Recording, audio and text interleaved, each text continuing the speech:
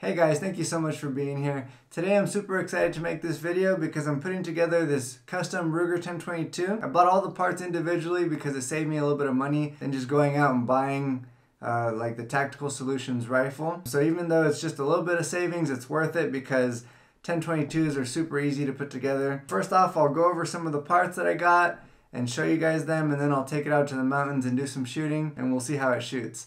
If you like 1022s at all, please stick around and watch this video because it's going to be a good one. Okay guys, before I take everything out of the package and put it together, I want to give you guys a little bit of backstory because if any of you noticed, this right here is not a Tactical Solutions receiver, and the Tactical Solutions receiver for the 1022 Takedown that I'm building is actually inside this box. So you're probably wondering what that's all about. This is Brownell's version of a Tactical Solutions 1022 receiver. I'll just go ahead and open this up so I can show you guys, and then I'll explain why I have both of them. So this is the Tactical Solutions receiver. When I saw it online, it had pictures from this side, actually it just had pictures from this side, and it had pictures from this side. And the picture was so perfect from the side that I couldn't tell that it was what would you call that? Not ported, but anyways, that it had this space in between the rail there to make it lighter, but not only to make it lighter, it's so that you can see the iron sights on their barrel, because on their barrel that attaches to this, the iron sights are pretty low, and so without that groove right there, you actually won't see the iron sights. You'll see them, but it won't be very good. And it would just be a struggle. So Brownell's sells their version of this Tactical Solutions receiver, except it costs, let's see, I think this was about, it was about $325 cheaper. That's a lot of money. I mean, this one was $325 cheaper. Now granted, it didn't come with the bolt, like this one comes with the bolt, but still, I can get the Ruger bolt, for which I did, and I put it in there already. But I can just get the Ruger bolt for like, I think it was $30-something. So total, this whole package versus this whole package, this was still like around $300 cheaper. So I was like, well, what's the point in getting that? I don't really need their custom receiver. I just want the barrel pretty much. And so I bought this guy thinking it's still got the integrated rail. It's, you know, still for a takedown. It looks cool. You know, why not save $300, obviously? So I got it, and I got the little rubber buffer tubes from a local gun shop of mine. So I can replace this one in the back, because when you replace the metal buffer tube in the back, you don't get as much clink when this thing goes back. You hear that noise of metal hitting metal? Because it's hitting the little buffer tube thing in the back that's metal. So anyways, I got these plastic ones to replace that, and I was thinking I was set. But then I actually put it together, and that's when I found out that the iron sights don't clear the Picatinny rail. And I'm like, how is that possible? It doesn't make sense. Why would they build it where iron sights aren't going to clear? And then I was doing more research and going on different websites, and I finally got different pictures of this and realized that the Tactical Solutions one has this groove just to make it so that their iron sights clear. I was like deciding, well, I could just, you know, not use the iron sights, and I could just get a little scope or a little red dot and, you know, whatever. But the point is, this is going to be like a super lightweight, like bug out type of backpacking rifle, and I don't want to add any more weight. You know, maybe down the road I'll change my mind and I'll get a scope just for fun. But for now, I just want it to be a lightweight thing. And so I decided to just pony up the money and get this guy. And, you know, it was my 30th birthday. This whole thing was like my 30th birthday gift to myself. So I figured, why not? And so I got this guy, and yeah, so I'll put this out of the way. I'll show you all this stuff that I'm actually going to use, and I'll unpack it. So how about we just do this the old magician way, which I've used this trick before. But anyways, 1, 2, 3. Sweet. That worked perfect, just like I planned. Anyways, I'll go ahead and go over the receiver first since that's the most expensive part. And I already kind of started talking about it a little bit. But anyways, like I was saying, it does have the integrated Picatinny rail. It's built on there, and it's got the groove so you can see the iron sights really well. It also helps make it lighter, which is nice. And then it's got this extended charging handle. And then the bolt itself has some special finish on it that makes it really smooth. And as you can see, this is really unique. It's obviously their own custom thing, but it's got 2 springs there. So obviously you wouldn't be able to do that with a normal 1022 bolt. So their bolt is custom made for that. It's their own design. And it's just supposed to help a lot with reliability. Obviously 22 or rimfire in general is not quite as reliable as centerfire. So they're doing everything they can to make it extra reliable. And those 2 springs help with that, just to help line everything up and make it consistent and all that. I don't know the science behind it, but also it comes with the nylon buffer tube like I had to buy for the other one. I mean, they're cheap, but still, you know, it's nice that they think about all those things. Plus, not to mention this really cool color, which I had already bought the green barrel, and I was just gonna have the black receiver, but then since I was gonna have to pony up the money anyways, and it seems like they don't make this color anymore, and so I just figured I would get the matching receiver, and now I've got a really cool looking rifle. Next, this is, actually, you know what, I'll save this for last, because that's probably like the best part about this whole thing. And one quick note too, these 2 things are tactical solutions. The only part about this that's actually RUGER, the BX trigger that I got. So this is a pretty good trigger. It's not like a Volquartsen or even a Tactical Solutions. Actually, they don't make their own triggers. Volquartsen makes really good ones. Timney makes really good ones. There's a couple brands out there, but they cost a lot of money, and I already spent more than I wanted to. So anyways, I just went with the BX22, which you can normally find these, or the BX trigger. They normally run for about, I think, around $90, but you can find them for less online. I had a gift card for Cabela's, so it didn't cost me anything really. But it's a good little trigger. It's lightweight, and it shoots at about 2.5, or pulls at about 2.5 to 3 pounds. So that should be fun. I've never had a trigger that light. I was pulling it a little bit earlier just to kind of see how it shoots or how it pulls, and it seemed pretty good. Obviously, it's not going to be as good as those several $100 ones, but it's good enough. And like I said, I've never had a trigger that light, so for me it's nice. My carry gun has a custom trigger, but I didn't want to put a light one in there. So Apex Triggers, they sell like a custom trigger for the Smith & Wesson Shield, which is what I carry. But they make one that's for carrying, so it's not as light of a pull. So I think it's like around 4.5 to 5 pounds. I think it's 4.5 pounds, which I think is safer if it's going to be your carry gun. I mean, obviously, you know, you have it in a good holster and all that. All right, we're getting off topic. So this is the lightest trigger I've ever had, so it should be fun. Next, we've got this super cool stock by Magpul. It's actually the backpacker stock, which is what this gun is for. I'm going and hiking and doing that kind of thing. Just survival stuff, you know. It's just for fun. But anyways, this stock is really cool. You'll see why once I put the whole thing together. But it's made for the 1022 Takedown, so that's why it's in 2 parts, just like the gun is. It takes down and then it attaches to itself, and so it becomes this really small, compact package. It comes with another cheek, like a different size cheek riser thing right here, so you can pop this one off and put this one on, and then you can open this as well, and you can store 3 of the 10-round mags that they make for the 22s. Or you can just put like 1 and put other stuff. I probably will use the shorter one, but we'll see. And, oh, this little piece. This is by Volquartsen, and it's a auto bolt release. So I'm going to put that in probably here, or I am going to put it in. And then I'm also going to switch out the mag release and put this cool little custom one.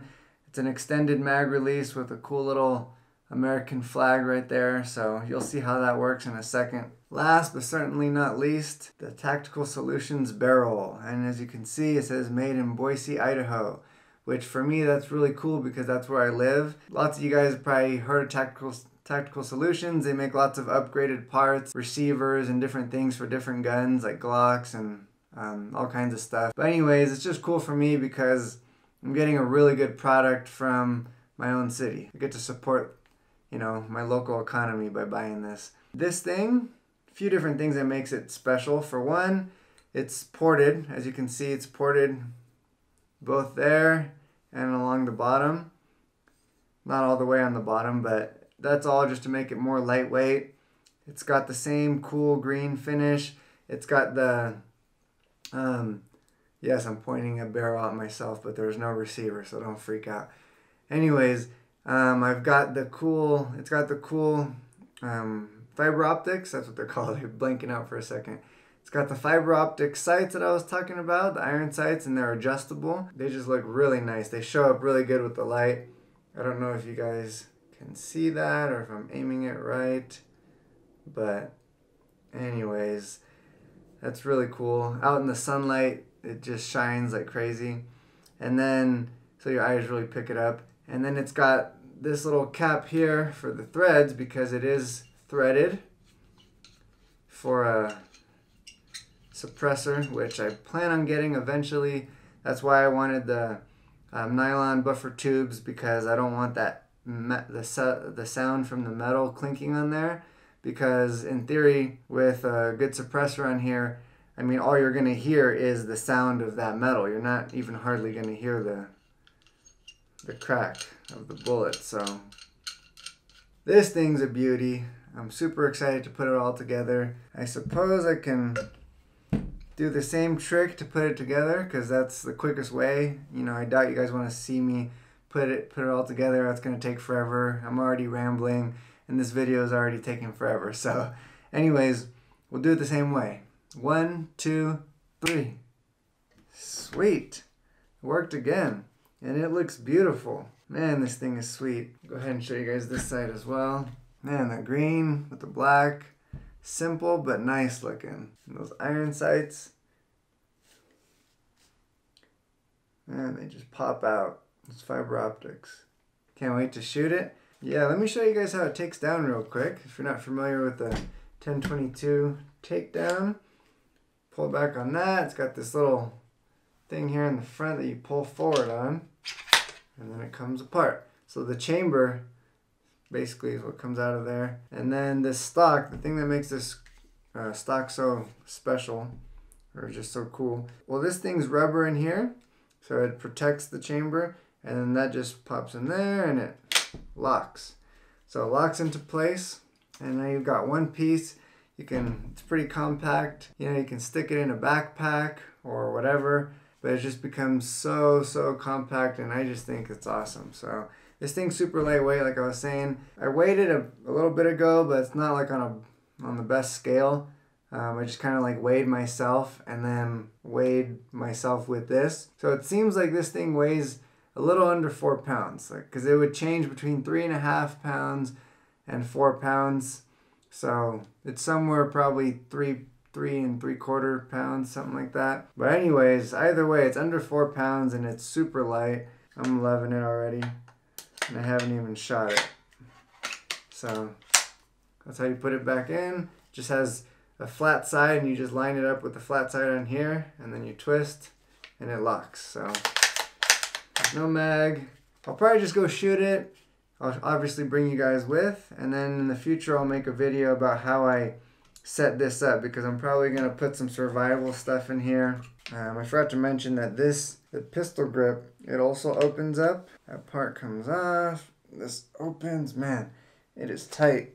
It's because it's got a little O-ring to seal it, to make it water sealed, and then you can stick like whatever, a lighter, like some survival gear in there, maybe some fishing line and some hooks, you know, whatever you want. Or if you end up having a scope on here or just a little red dot, you can put a spare battery in there, which is something I've done with other guns. Yep, there we go. It locks. It just kind of clicks in. There it is, guys. the Tactical Solutions 1022 Takedown with the BX trigger and the Backpacker Magpul stock. Let's go to the mountains and shoot it.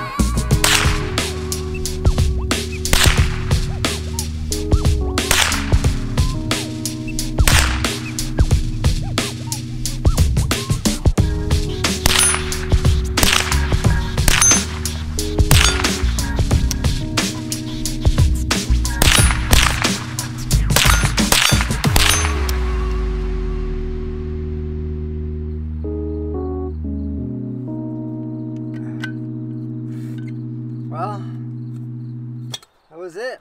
I was super thirsty. I've been out here all day. Shot this thing for quite a while.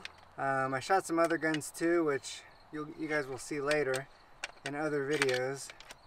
But anyways, this was a lot of fun. I know you guys only got to see, so much, but it's because I didn't want to sit here all day and record, because I had a couple other things to record, and it takes a lot of time when you're setting up the camera and then shooting and setting up the camera and shooting. Showed you guys a little bit. You got to see it in action. This was actually not my first time shooting it. I know when I was doing the tabletop part of this review, I said I was just gonna go out to the mountains and shoot it, but I went one other time before this because I had family in town and they wanted to shoot the gun, and I didn't want to bring all my camera stuff then, so I just kind of went out with them, and we got the sights sighted in, so I didn't have to deal with that this time because I sighted it in the first time I shot it. But anyways, both times I've shot it, it's shot great, and I've had no issues except for I had an issue with the mag there. The BX-25 magazine was for some reason it wouldn't feed. It was doing fine, and then the rounds just stopped coming up for some reason. So it's not like the spring broke or something, but it was just kind of getting jammed near the top, and they wouldn't come all the way to the top. So if you guys know what's wrong, maybe it's just really dirty. I've never cleaned it before, so that probably has something to do with it. But anyways, I couldn't even get the rounds out, so that magazine was decommissioned for the day. And then I just kept using the 10-round magazines. Shot a lot out of those, and they shot great. But yeah, I really enjoyed it. Hopefully you guys enjoyed the video. If you guys have any questions or comments, definitely let me know down below.